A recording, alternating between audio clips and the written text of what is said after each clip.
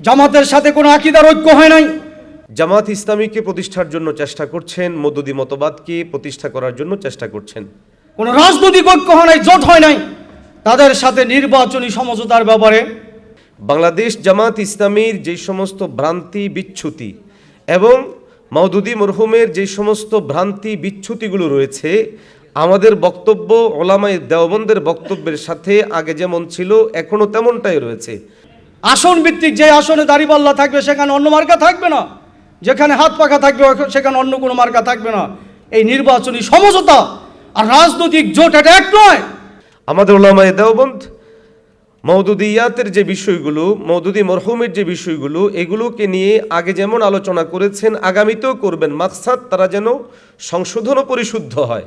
बातिल के बातिल कहने में भी इंसाफ करना, बातिल के बातिल বলার ক্ষেত্রে ইনসাফ করা। ইনসাফ ছেড়ে দিয়ে আমরা কখনো বাতিলকে বাতিল বলবো না। বাংলাদেশ জামাত ইসলামীর সাথে আমাদের যে সমস্ত আকীদাগত ভিন্নতা দ্বিমত রয়েছে, সে আকীদাগত ভিন্নতার জায়গাগুলো যতক্ষণ পর্যন্ত না তাদের দিক থেকে পরিষ্কার না করা হবে, ততক্ষণ পর্যন্ত দ্বিমত ভিন্নতাগুলো থেকেও রাষ্ট্রের কল্যাণে, রাষ্ট্রের যাবতীয় উপকারের দিক বিবেচনায় আমরা কাছাকাছি আসা অথবা সমঝোতার যেই আগামী নির্বাচন করার কথা বলা হচ্ছে, এটা নিছক শুধু সমঝোতার ভিত্তিতেই হচ্ছে, ভিন্ন কিছু না। অতএব আমরা মনে করি আমাদের যে সমস্ত সম্মানিত শ্রদ্ধেয় ওলামায়ে কেরামগণ বিষয়গুলো বলছেন, হতে পারে এখানে কোনো ভুল বুঝাবুঝি হচ্ছে, অথবা কোনো অস্পষ্ট ধারণা তৈরি হচ্ছে, অথবা কেউ এখানে ভুল কোনো জিনিস এখানে ছড়িয়ে দেওয়ার চেষ্টা করছে। ইসলামী আন্দোলন বাংলাদেশের অবস্থান এখানে অত্যন্ত পরিষ্কার। সেক্ষেত্রে যে আমরা আমাদের রাষ্ট্রের কল্যাণকে সামনে রেখে আগামী রাষ্ট্র ব্যবস্থা কাদের মাধ্যমে ভালো হতে পারে, কারা আমাদের সমচিন্তার কাছাকাছি চিন্তার। দেখুন, আমরা তো এমন কারোর সাথে একতাবদ্ধ হতে পারি না যারা স্পষ্ট করেই বলে আমরা শরিয়া আইন মানি না, শরিয়াকে বিশ্বাস করি না, শরিয়াকে প্রতিষ্ঠিত করব না। এবং আমাদের সামনে এগুলি স্পষ্ট। 2001 থেকে 2006 আমাদের রক্তের উপরে প্রতিষ্ঠিত সরকার আমাদের কোনো আকাঙ্ক্ষা, আমাদের কোনো ভাবনা, আমাদের কোনো প্রত্যাশা কিছুই পূরণ করেনি। অতএব তাদের সাথে আমাদের খুব বেশি বিরোধিতাও প্রয়োজন নাই। আবার অতীতকে সামনে রেখে আমরা এতটুকু তো নিশ্চিত করে বলতে পারি যে তাদের মাধ্যমে আমাদের কাঙ্ক্ষিত কোনো অর্জন হবে না।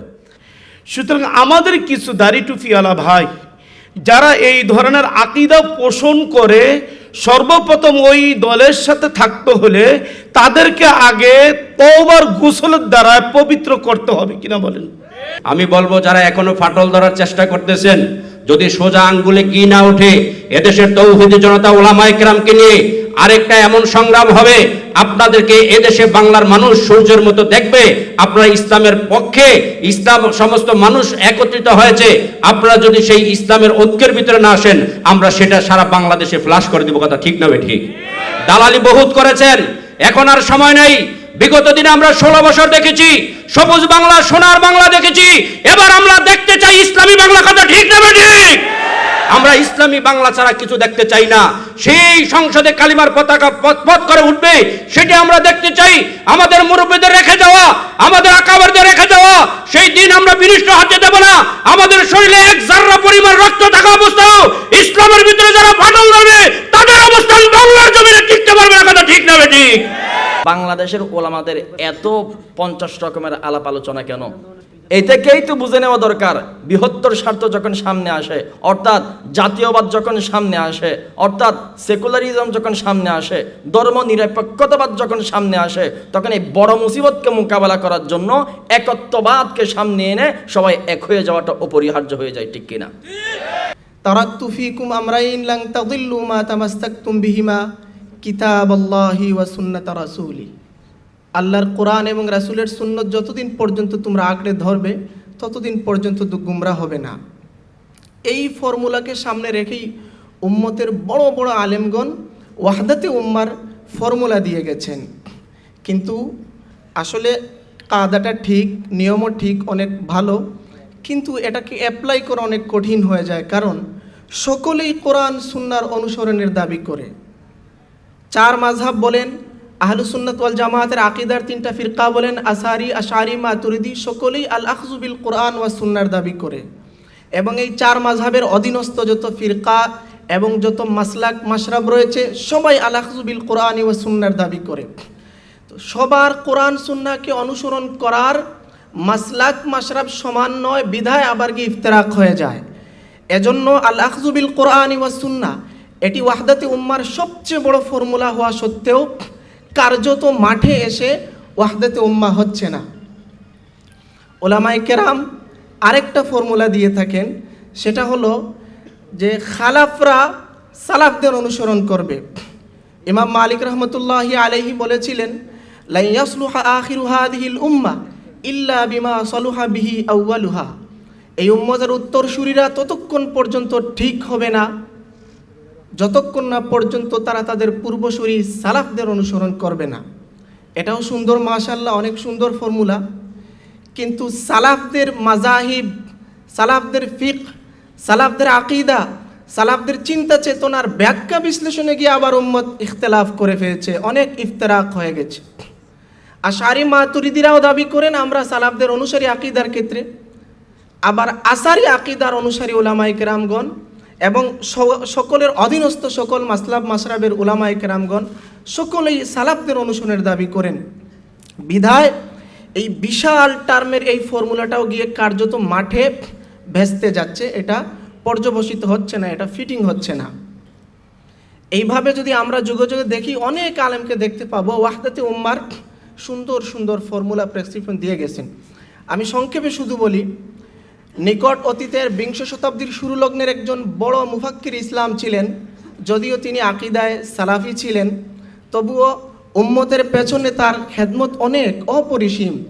মিশরের শায়খ রশিদ রেজা রাহিমাহুল্লাহ ওনার মাজাল্লাতুল মানারের মাধ্যমে যে খেদমত করে গেছেন তা আজও বিরল। বিশেষ করে ওয়াহদাতে উম্মার পেছনে তিনি মাজাল্লাতুল মানারের মাধ্যমে অনেক খেদমত করে গেছেন। তিনি একটা ফর্মুলা দিয়েছিলেন, আসলে উনি দীক্ষিত হয়েছিলেন ওনার উস্তাদ সৈয়দ মুহাম্মদ ইবনে আবদুহ থেকে। সৈয়দ মুহাম্মদ ইবনে আবদুহ সম্পর্কে অনেক কথাবার্তা রয়েছে, ওনাদের দৃষ্টিভঙ্গি নিয়ে আমি ওইদিকে যাচ্ছি না। কিন্তু রশিদ রেজা মিস্ত্রি রহমতুল্লাহ আলাইহি খুবই সুন্দর একটা ফর্মুলা দিয়েছিলেন ওয়াহদাতে উম্মার, সেটা হলো যে নাআখুযু মিম্মা ইত্তাফাকনা আলাইহি ওয়া নাতরুকু ওয়া না'যিরু বা'যুনা বা'যান মিম্মা ইখতালাফনা ফীহি। আমরা আহলুস সুন্নাত ওয়াল জামাতের আলেমগণ যেসব মৌলিক বিষয়ে একমত মুত্তাফাক আলাইহি এগুলোকে ধরব, আর যেসব বিষয়ে আমরা মুখতালাফ ফি মতানৈক্য আমাদের রয়েছে ওগুলো ছেড়ে দেব এবং একে অপরকে উজর খাই করবো, এটা আমরা মানতে পারছি না, এই কারণে আপনারটা হয়তো ঠিক আছে। এইভাবে মাশাআল্লাহ অনেক সুন্দর ফর্মুলা তিনি দিয়েছেন, কিন্তু কার্যত এটাও প্র্যাকটিক্যালি এসে ফিটিং করা যাচ্ছে না এবং খুব একটা যায়ও নাই। এর কারণ হলো উম্মতে মুসলিমার মধ্যে মুত্তাফাক আলাইহি মাসালা কয়টা? সামান্য কয়েকটি পাওয়া যাবে, আর বেশিরভাগই মুখতালাফ ফি। বিদায় মুত্তাফাক আলাইহি মাসআলার অপ্রতুলতার কারণে আর মুখতালাফ ফি মাসআলার বেশি হওয়ার কারণে এই ফর্মুলাটাও খুব একটা কাজে লাগেনি।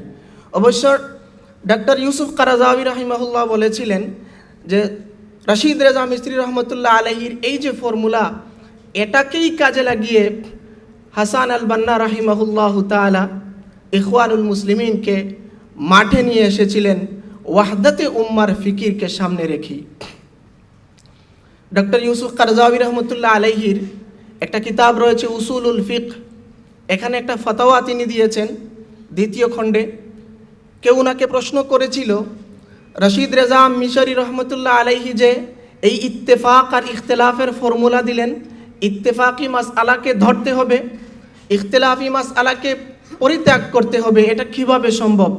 উম্মতে মুসলিমার মধ্যে অনেক গুমরা ফিরকা রয়েছে, অনেক বেদাতি রয়েছে, তো বেদাতিদের সাথে গুমরাদের সাথে কিভাবে আমাদের ইত্তেফাক হতে পারে? তিনি যে জবাব দিয়েছিলেন এটার সংক্ষিপ্ত আমি বলছি। তিনি বলেছিলেন, ভাই আহলুস সুন্নাহ ওয়াল জামার মধ্যে অবশ্যই গুমরা ফিরকা রয়েছে।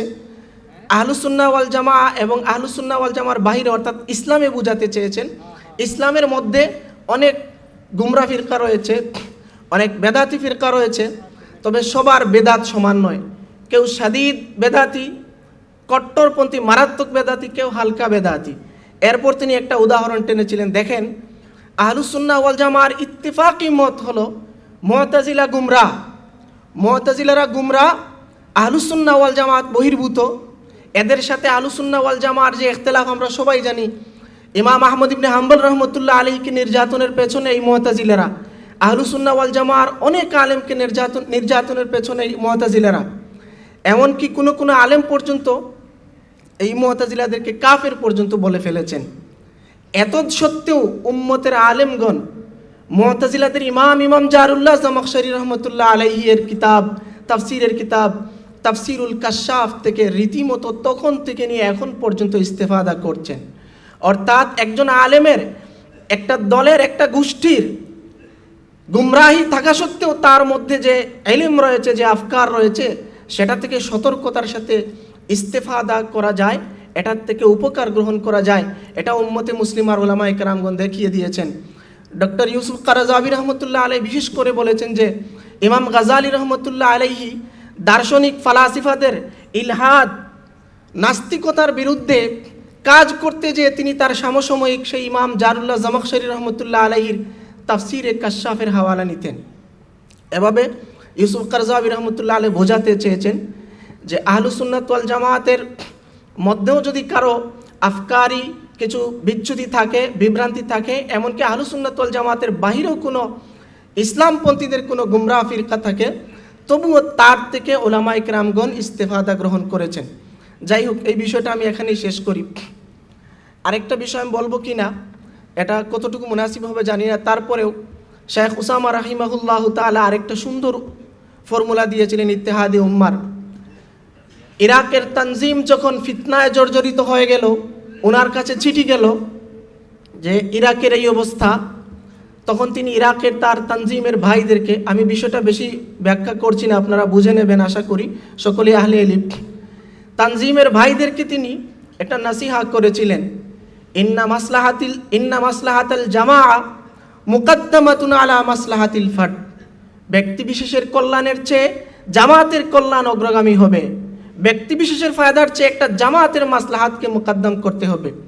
এরপর তিনি বলেছেন ইন্না মাসলাহাতাল দাওলাতিল ইসলামিয়া মুকদ্দামাতুন আলা মাসলাহাতিল জামাআ। একটা ইসলামী রাষ্ট্রের কল্যাণকে সর্বাগ্রে রাখতে হবে একটা দল, একটা জামাতের উপর। এরপর তিনি বলেছিলেন ইন্না মাসলাহাতাল উম্মাহ মুকদ্দামাতুন আলা মাসলাহাতিদ দাওলাতিল মুসলিমা। একটা মুসলিম রাষ্ট্রের, একটা মুসলিম কান্ট্রির মাসলাহা বিবেচনা, ফায়দা, কল্যাণকে সামনে রাখতে হবে একটা দলের, একটা রাষ্ট্রের চেয়ে উপরে। অর্থাৎ উম্মতের ফায়দাটা, উম্মতের চিন্তাটা সবার উপরে হতে হবে। এই ফর্মুলাটাও দিয়ে গিয়েছিলেন, অনেক সুন্দর ফর্মুলা মাশাআল্লাহ। কিন্তু এই ফর্মুলাটা বেশিরভাগ যত জিহাদি তানজিম রয়েছে তারা ফলো করে এবং সেই ক্ষেত্রে প্রযোজ্য হয়। জিহাদি তানজিমগুলোর বাইরে এসে এই ফর্মুলাটাকে খুব একটা কাজে লাগাতে আমরা দেখতে পারছি না। সর্বশেষ আমি আমার আলোচনাটা শেষ করব এখানে। ইত্তেহাদ নিয়ে উলামায়ে দেওবন্দের দৃষ্টিভঙ্গি কী? আমরা এখানে যারা মঞ্চে আছি এবং অডিয়েন্স যারা, আমরা প্রায় সকলেই আলহামদুলিল্লাহ দেওবন্দি, যতদূর আমার মনে হয়, এবং আমি নিজেকে একজন দেওবন্দি হিসেবে সবসময় ফখর করি। কিন্তু তাই বলে কখনো ইতিদালকে ছেড়ে দিতে পছন্দ করি না। উলামায়ে দেওবন্দের একটা অন্যতম বৈশিষ্ট্য হলো বাতিলকে বাতিল कहने में भी इंसाफ करना, বাতিলকে বাতিল বলার ক্ষেত্রে ইনসাফ করা। ইনসাফ ছেড়ে দিয়ে আমরা কখনো বাতিলকে বাতিল বলবো না। উলামায়ে দেওবন্দ জীবন ভর তাদের কথা, লেখনী, অ্যাক্টিভিটি, দাওয়ার মাধ্যমে এই বাস্তবতাটাকে দেখিয়ে দিয়ে গেছেন। কিন্তু আফসোসজনক হলেও সত্য, আমাদের অনেক যে ভাইয়েরা আছেন আমরা দেওবন্দি দাবি করি, আমরা শুধু এতটুকুই দাবির মধ্যে সীমাবদ্ধ, কিন্তু এই আয়াতের ঐক্যবদ্ধ তাকে তারা বাস্তব রূপ দিয়েছে, তো আল্লাহ তাআলা ফসল ঘরে তোলার সুযোগ দিয়েছেন। ঠিক অনুরূপভাবে তসলিমা নাসরিনকে এই দেশ থেকে বিতাড়িত করার ক্ষেত্রে জাতি একটি ঐক্যবদ্ধ আন্দোলন করেছিল, এই আয়াতের মেসদাক হয়েছিল। তো তসলিমা নাসরিন ইসলাম বিদ্বেষী এই দেশে থাকতে পারে নাই। 24-এর গণ অভ্যুত্থান, এটাও কিন্তু ওয়াতাসিমু বিহাবলিল্লাহি জামিয়ার ফসল। সুতরাং আমরা যদি এই দেশের 92% মুসলিম, আমরা যদি চাই সামনে এই দেশটি কোরআন সুন্নাহর আলোকে চলবে, তাহলে ওয়াতাসিমু বিহাবলিল্লাহি জামিয়া এই আয়াতের কোনো বিকল্প নাই। সুতরাং আমরা দেখছি যে এই আয়াতের বিপক্ষে অবস্থান যারা আমরা করতেছি, আমরাও বুঝতেছি যে এটা একটা বিরাট বড় অন্যায়। কারণ আমরা দেখছি যে ফ্যাসিস্ট সরকার সে বলছে আমরা রাষ্ট্র পরিচালনা করব মদিনার সনদে। মদিনার সনদটি তারা অস্বীকার করছিল, কেউ তো অস্বীকার করে নাই। যদি মদিনার সনদকে অস্বীকার করে ইসলামের বুনিয়াদ সব কিছু চলে আসছে, কাফের হয়ে যেত। এখন যারা বলতেছে আমরা শরিয়া আইনে বিশ্বাসী না, শরিয়া আইনকে বিশ্বাস করি না, তাহলে আগের ফ্যাসিস্ট সরকার আর বর্তমান যারা বলতেছে শরিয়া আইনকে বিশ্বাস করি না, ওরা যেহেতু বলছে মদিনার সনদে রাষ্ট্র চালাবো, তাহলে তারা মুসলিম অস্বীকার করে নেই।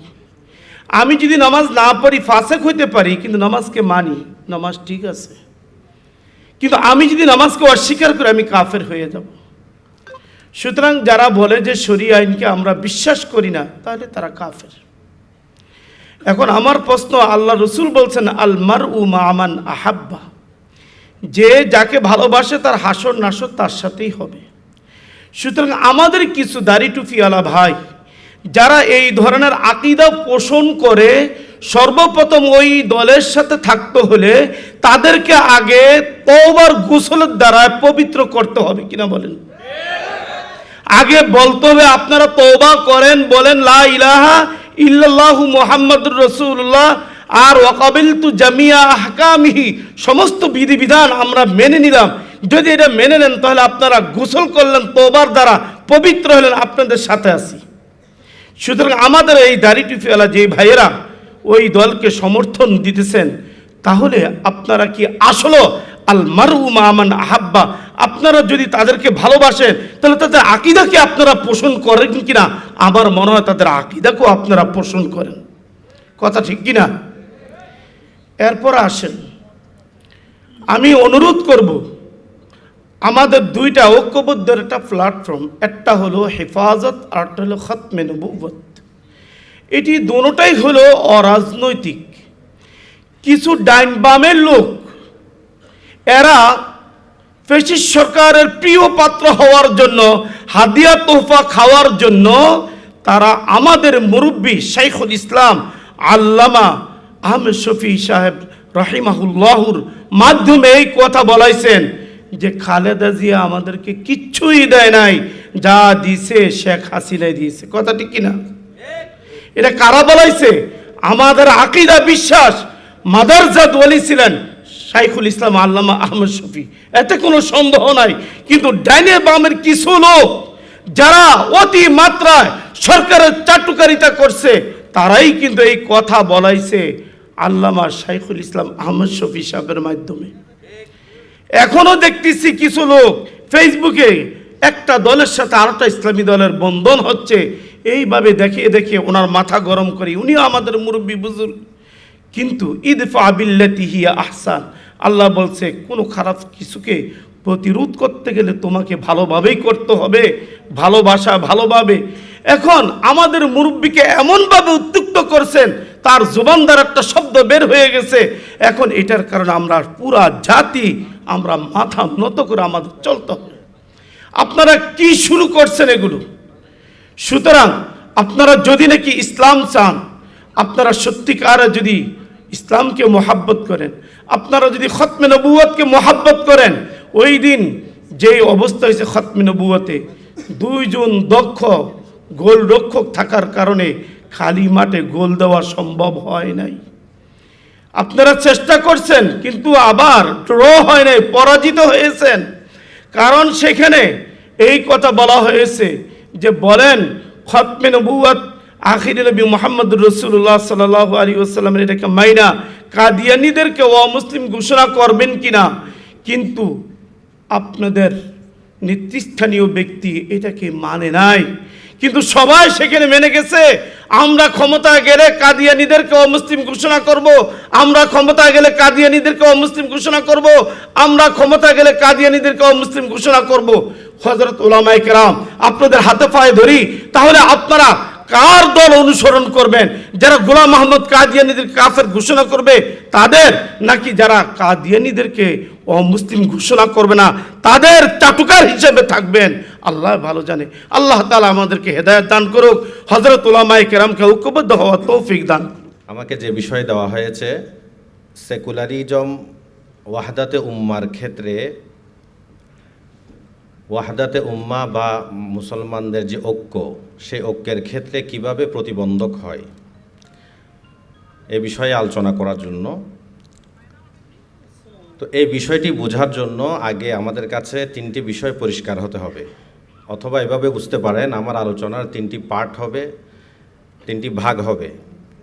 প্রথম, সেকুলারিজমের সংজ্ঞা কী; দ্বিতীয়, সেকুলারিজমের হুকুম কী; তৃতীয়, ধর্মনিরপেক্ষতা শব্দের ব্যাখ্যা কী এবং বাংলাদেশ সংবিধানে এর ব্যাখ্যা হিসেবে কি এসেছে। এই 3 পয়েন্টেই আমার আলোচনা। প্রথমত সেকুলারিজমের সংজ্ঞা, দ্বিতীয়ত সেকুলারিজমের হুকুম, তৃতীয়ত হচ্ছে ধর্মনিরপেক্ষতা শব্দের ব্যাখ্যা ও বাংলাদেশ সংবিধানে এ সম্পর্কে কি রয়েছে।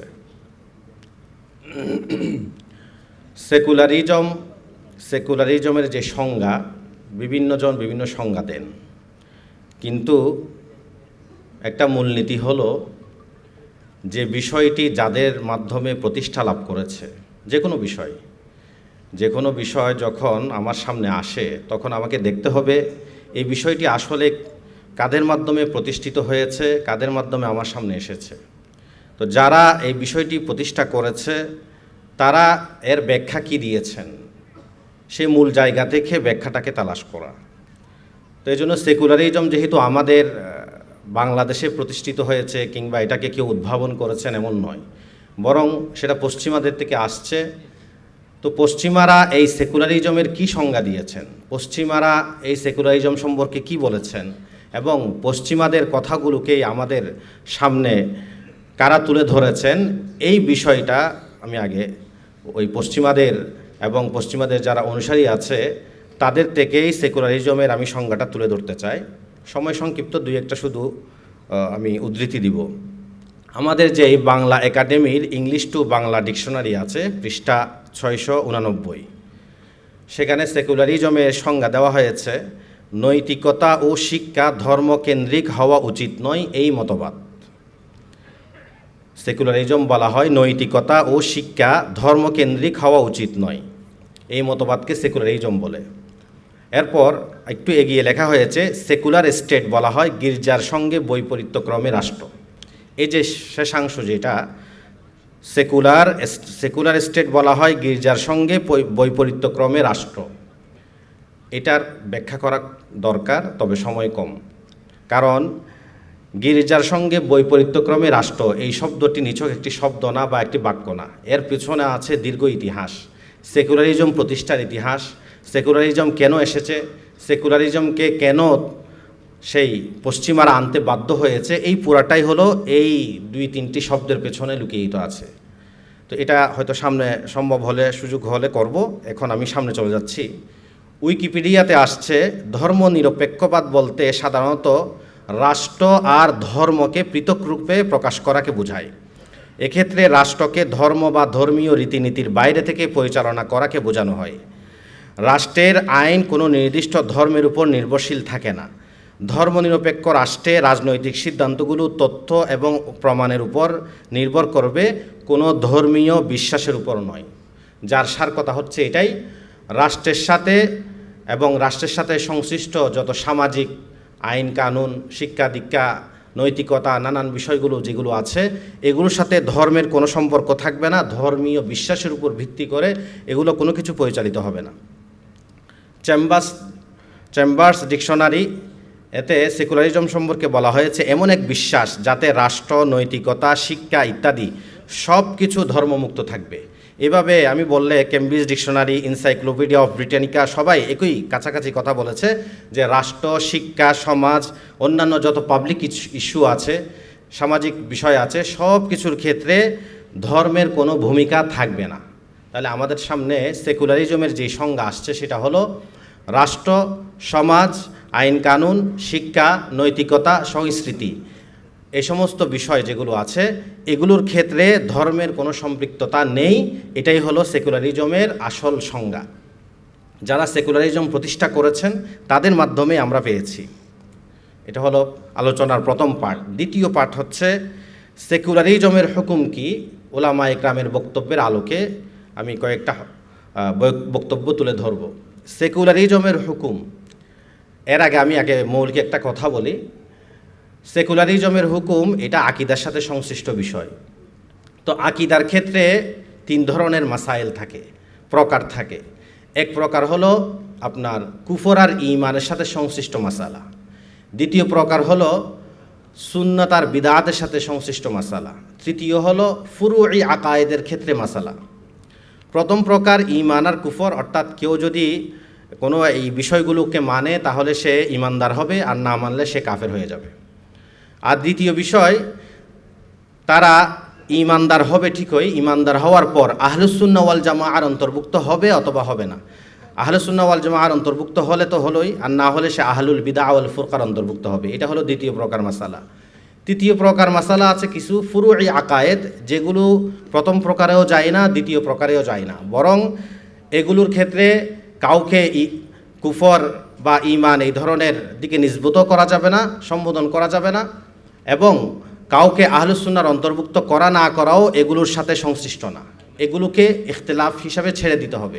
যেমন ধরেন সামায়ে মাউতা, মৃত ব্যক্তি কবরে শুনতে পায় কিনা, এই ধরনের কিছু ছোট ছোট মাসালা আছে আকীদার মাসালা।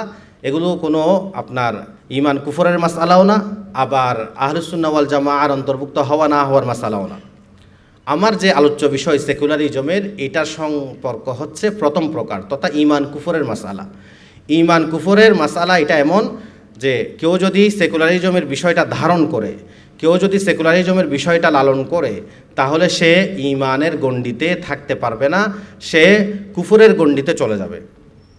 এ সম্পর্কে আমি বর্তমান শাইখুল ইসলাম মুফতি তাকি উসমানী হাফিজাহুল্লাহ ওনার তাকমিলাতু ফাতহিল মুলহিম 9 নম্বর খণ্ড 224 নম্বর পৃষ্ঠা, সেখানে তিনি লম্বা আলোচনা করেছেন। তো আমি সংক্ষেপে উল্লেখ করতেছি। তিনি বলেন যে কদিস তাহারা আনিন নাসারা আন্নাহুম ইউফাররিকুন বাইনা দ্বীন ওয়াস সিয়াসা বিকাউলিহিম আল মারুফ দা মা লিল্লাহ লিল্লাহ ওয়া মা লিকাইসার লিকাইসার। খ্রিস্টান যারা আছে সেই খ্রিস্টানদের এই বিষয়টা খুবই প্রসিদ্ধ তাদের মাঝে। দ্বীন এবং রাজনীতি, রাষ্ট্র এটা সম্পূর্ণ ভিন্ন বিষয়। ওই যে আমি শুরুতে একটা কথা বলেছি, বা বাংলা ডিকশনারি থেকে যেটা আমি তুলে ধরেছিলাম, সেটা হলো সেকুলার স্টেট বলা হয় যে গির্জার সাথে বৈপরীত্যক্রমে যে রাষ্ট্র, এটার সাথে হলো এই মুফতি তাকি উসমানী হাফিজাহুল্লাহর এই কথাটার সাথে সম্পৃক্ত। তারা মনে করেন যে রাষ্ট্র রাজনীতি এটা ভিন্ন বিষয়, আর দ্বীন ধর্ম সেটা ভিন্ন বিষয়। এভাবে তারা পার্থক্য করে ফেলেছে। তাদের একটা প্রসিদ্ধ মাকুলা আছে, দা মা লিকাইসার লিকাইসার ওয়া মা লিল্লাহ লিল্লাহ। কাইসার মানে রাষ্ট্র, রাজ্য, এর জন্য যা প্রাপ্য তা তাকে দাও, আর মা লিল্লাহ লিল্লাহ মানে হলো আল্লাহ, ঈশ্বর বা গির্জা, এগুলোর জন্য যা প্রাপ্য সেগুলো তাদেরকে দাও। অর্থাৎ তারা দ্বীনকে ভাগ করে রাষ্ট্র রাজনীতির জন্য আলাদা, এবং আপনার নামাজ ইত্যাদি বা মসজিদ, খানকা কিংবা গির্জা, পেগোডা এগুলোর জন্য আলাদা করে তারা ভাগ করে ফেলেছে। এরপর তিনি বলেন ফাকাআন্না দ্বীন লা আলাকাতা লাহু বিসসিয়াসা ওয়াসসিয়াসা লা রাবতা লাহা বিদ্দীন ওয়া ইন্না হাযিহি আন-নাযরিয়া আল-বাতিলা ক্বাদ তাদাররাজাত ইলা আবশা'i সুওয়ারিহা ফিল উসুরিল আখিরা বিসমিল আলমানিয়া আও সেকুলারিজম আল্লাতী আখরাজাত আদ-দ্বীন মিন সাইরি শুয়ুনিল হায়াত হাত্তা কাযাত আলাইহি বাতাতান। সংক্ষিপ্ত অনুবাদ হচ্ছে, তারা এটা বোঝাতে চাচ্ছে দ্বীনের সাথে, রাজনীতির সাথে, রাষ্ট্রের সাথে কোনো সম্পর্ক নেই। বলে তাদের এই যে মতবাদ, এই মতাদর্শ, তারা শেষে এটাকে আলমানিয়া, আরবিতে সেকুলারিজমের আরবি হিসাবে বলা হয় আলমানিয়া, আর ইংলিশে বলে যে সেকুলারিজম। এই সেকুলারিজমকে তারা এমনভাবে প্রকাশ করেছে দ্বীনের অন্যান্য জায়গা থেকে, হায়াতের, মানুষের জীবনের বিভিন্ন নানা প্রাসঙ্গিক জায়গা থেকে দ্বীনকে, ধর্মকে তারা বের করে দিয়েছে। এরপর তিনি বলেন ওয়া ইন্না হাযিহিল হাকীকা ওয়া ইন্না হাযিহিন নাযরিয়া ফিল হাকীকা নাওউম মিন আনওয়াইল ইশরাকি বিল্লাহ। বলে এটা যদি আমরা বাস্তবে খেয়াল করি তাহলে দেখব যে এটা বাস্তবে একটা হলো শিরকি বিষয়, আল্লাহর সাথে শরীক স্থাপন করা। কেন? মিন হাইসু ইন্নাহা লা তা'তারিফ লিদ-দীনি বিসালতাতিন ফিল হায়াতিল মাদিয়া, কারণ তারা এই পার্থিব জীবনে দ্বীনের কোনো প্রভাব আছে, ভূমিকা আছে, দ্বীনের সাথে কোনো সম্পর্ক আছে, এই জিনিসটা তারা স্বীকার করে না। তারা এরপর তিনি বলেন যে তারা দ্বীনকে কিছু রসম ইবাদত, মানে ধরেন আমরা যদি সহজ ভাষায় বলি, আমাদের যে নামাজ, রোজা, হজ, জাকাত এবং বিবাহ শাদীর কিছু দাফন কাফন ইত্যাদি, এই ধরনের কিছু জায়গাতে সীমাবদ্ধ করে ফেলে এইভাবে। এরপর তিনি বলেন ফাকান্নাল ইলাহ লাইসা ইলাহান ইল্লা ফিল ইবাদাত ওয়ার রুসুম ওয়া আম্মাল উমুরুদ দুনিয়াবিয়্যা ফালাহা ইলাহুন আখার ওয়াল ইয়াযু বিল্লাহ। বলে ভাষ্যটা এমন হয়ে যাচ্ছে যে আল্লাহকে নাউজুবিল্লাহ দুই ভাগে ভাগ করে ফেলা হচ্ছে। আল্লাহ হলেন ইবাদতের ক্ষেত্রে, এবং আমরা যে নামাজ রোজার কথা বললাম এগুলো